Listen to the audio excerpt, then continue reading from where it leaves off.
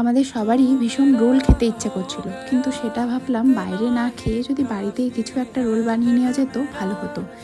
আমার হাজব্যান্ড বলল যে বাড়িতে তো পনির আছে, তো পনিরের স্টাফিংটা আমি বানিয়ে দিচ্ছি আর তুমি রোলের রুটিটা বানিয়ে নাও। তো আমি ভাবলাম ঠিক আছে, আজকে লাচ্ছা পরোটা দিয়ে রোল বানিয়ে দেখা যেতে পারে। লাচ্ছা পরোটা এমনিতেও আমি সেরকম খুব একটা ট্রাই করিনি, তো আজকে একবার ট্রাই করেই দেখি। তো আমি বানালাম লাচ্ছা পরোটা আর হাজব্যান্ড বানালো পনিরের স্টাফিং।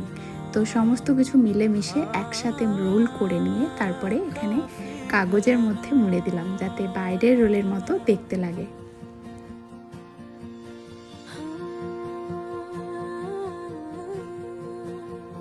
তো তৈরি হয়ে গেছে আমাদের সুন্দর পনির রোল, আর খেতে খুব টেস্টি হয়েছিল। কিন্তু এভাবেও কিন্তু মাঝে মাঝে বাইরের জিনিস না কিনে, মানে বাইরের রোল না খেয়ে বাড়িতে একটু কষ্ট করে বানিয়ে নিলে সেটা কিন্তু খেতে আরও বেশি ভালো হয়।